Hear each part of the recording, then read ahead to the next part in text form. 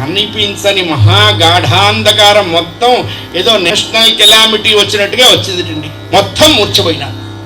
ఎవరూ మేల్కొల. కొంతమందే మేలుకున్నారు. ఎవరు వారు? సీతమ్మ తల్లి, రామచంద్రుడు, విశ్వామిత్రుడు, లక్ష్మణస్వామి, జనకుడు, అహల్య గౌతముల కుమారుడై జనకుడి ఆస్థాన పురోహితుడైన శతానంద మహర్షుల వారు. ఈ 6 మెంబర్స్ ఓన్లీ ప్యాకప్లో ఉన్నారు. మిగతా వాళ్ళంతా ఫుల్లీ ప్యాకప్లో ఉన్నారు. 5 నిమిషాలు అయిన తర్వాత లేచారు. ఇప్పుడు క్యాండిడేట్ మారాడు. విరిచిన వాడు వచ్చి సీట్లో కూర్చున్నాడు. వెంటొచ్చిన పిల్లవాడు విరిగిన 2 ముక్కలు చూపిస్తున్నాడు. మీరు ఏదో ప్రళయం వచ్చింది అనుకుంటున్నారు, ప్రళయం రాలేదు, మా అన్న విల్లెక్కు పెడితే విరిగింది, ఇదిగో ఇదొక ముక్క, ఇదొక ముక్క. సీతమ్మ వారు గబగబా దిగి మాల వేయబోయింది రామచంద్రమూర్తి. ఆయన ఇలా నిలబడ్డారు. అసలు రామచంద్రమూర్తి ఎంత ఎత్తుంటారు? రామాయణంలోనే చెప్పారు. 96 అంగుళాల పొడుగుంటారట. అంటే నియర్లీ 8 feet. ఆయన 8 అడుగుల పొడుగు రామచంద్రమూర్తి.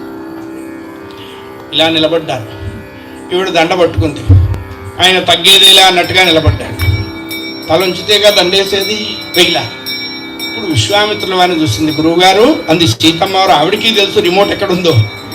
ఏమ్మా క్యా హువా అన్నాడు ఆయన. ఏంటండి ఈ శిష్యుడు? ఏమ్మా ఏమైంది? తల ఉంచితే కదా గురువుగారు దండేయాలి. తల వంచలేదా అమ్మా? లేదు గురువుగారు. మై హూనా చింతామత్కరో బేటి అని ఈయన రాముల వారి వైపు తిరిగి, రే నాయన రామయ్య అన్నట్టు విశ్వామిత్రుడు. ఆయన ఎంత అదృష్టవంతుడో. 14 లోకాలకి కన్న తండ్రి రామచంద్రమూర్తి అయితే ఆయనను ఒరే రాముడు అని పిలిచాడు విశ్వామిత్రుడు. ఎంత తపస్సు అండి! ఎంత పుణ్యం ఉంటే, ఎంత అనుష్ఠానం ఉంటే భగవంతుడిని ఏమిరా నాయన అని పిలవగలిగిన సాన్నిహిత్యం వాళ్ళు ఎంత పుణ్యం చేసుకుంటే పొందారో కదా. ఏం గురువు గారు? తలకాయ ఉంచాడా అమ్మా? ఇప్పుడు వేసేసాయి అన్నారు. వెయ్యబోతుంటే ఆగు సీత అన్నారు. దీ రామాయణం. గబగబా జనకుడు వచ్చాడు. ఎందుకు వద్దంటున్నాడు చూడండి. సీతమ్మ వారిని చూస్తూ జనకుడితో మాట్లాడుతున్నాడు రామచంద్రమూర్తి.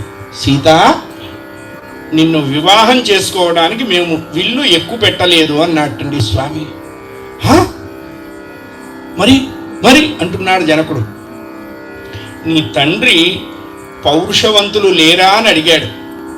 ఉన్నాము అన్న సమాధానంలో విరిచాం కానీ నిన్ను పెళ్లి చేసుకోవటానికి కాదు. ఇది రామచంద్రమూర్తి యొక్క వ్యక్తిత్వ వికాసము.